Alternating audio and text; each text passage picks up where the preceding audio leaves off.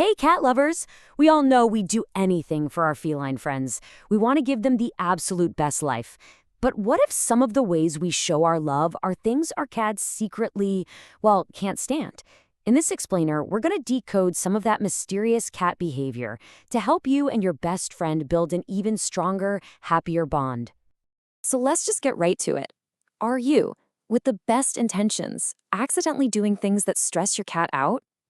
We're about to jump into some of the most common mistakes that even the most loving cat owners make. And hey, this isn't about feeling guilty. It's about understanding them on a deeper level so you can strengthen that amazing connection you two share. All right, let's kick things off by busting some huge myths about how independent cats are supposed to be. Getting this right is kind of the foundation for everything else, so let's dive in. Okay, here's the biggest one. This idea that cats are basically furry little loners who are totally fine on their own. The truth is, they're incredibly social and can absolutely get lonely. But here's the catch. They show it in a completely different way than, say, a dog. A cat isn't going to sit by the door and whine. Their need for connection is much more subtle. Think a quiet little head nudge or a playful ambush. It all goes back to their wild instincts, where showing you're lonely would make you a target. So, what does that actually mean for you? Well, it brings us to a really important number, 24. You should never leave a cat completely alone for more than 24 hours. Sure, you can leave a big bowl of food, but that's just not a substitute for real care, for playtime, and for the simple comfort of knowing you're around. Now, let's talk about discipline. Shouting at your cat or making a loud noise to scare them off the counter, it's a huge no-no. And here's why. Your cat has no idea why you're yelling. They don't connect the punishment to their action. All they learn is that you are suddenly a scary, unpredictable source of fear. And that's the last thing you want. The real secret, as you can see here, is positive reinforcement. Reward the good stuff, and you'll get way better results. Okay, so we've got their emotional needs covered. Let's move on to their physical health. Because what you put in their food bowl and what's just hanging around your home is critically important for their well-being. First things first, let's just completely shatter a classic cartoon myth.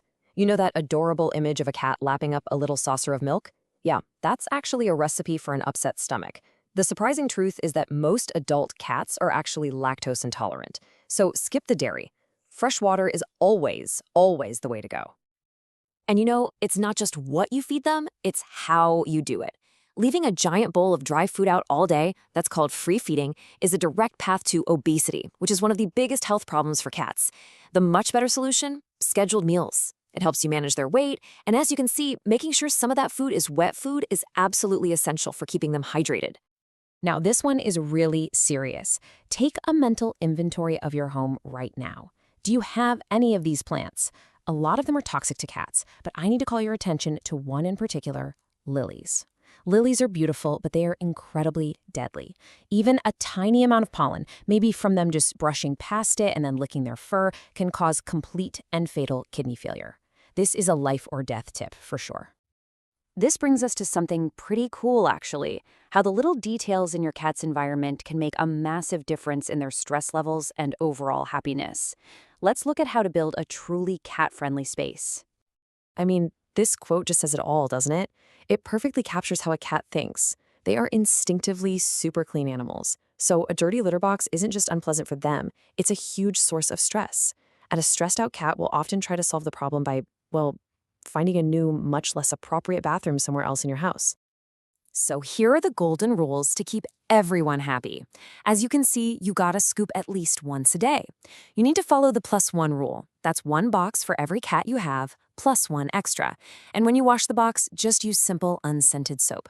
A cat's sense of smell is incredible, and strong perfumes and chemical smells can really put them off.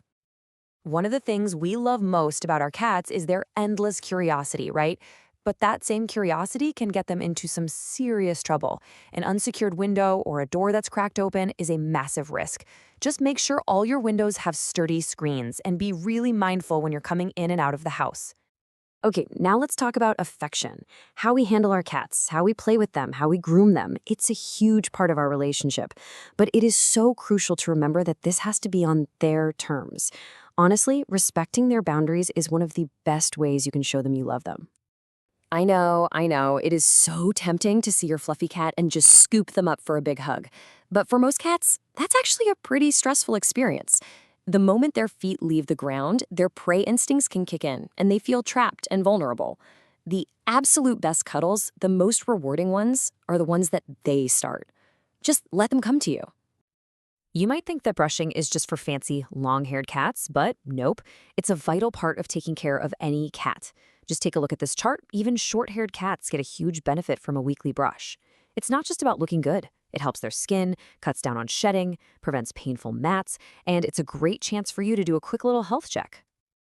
Trimming their nails can seem really intimidating, but with a little practice, it's totally manageable. The most important thing to remember is to only snip the very sharp, clear tip of the nail. You want to avoid that pink part you can see inside. That's called the quick. It's got nerves and blood vessels, and cutting it is really painful. Just take it slow and you'll both get the hang of it. This is another life or death safety warning. That classic image of a cat playing with a ball of yarn, it's actually incredibly dangerous. If a cat swallows string or yarn, it can cause a life-threatening intestinal issue that requires emergency surgery. Just ditch the string, please. Go for safer vet-approved toys instead. All right, we've arrived at our final and maybe most important topic: your role as your cat's health guardian.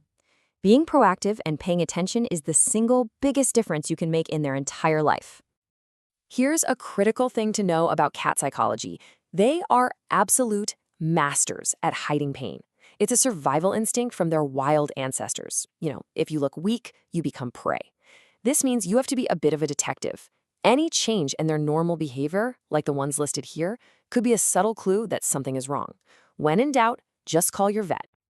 I cannot stress this enough. Never, ever, ever give your cat medication that wasn't prescribed by your vet.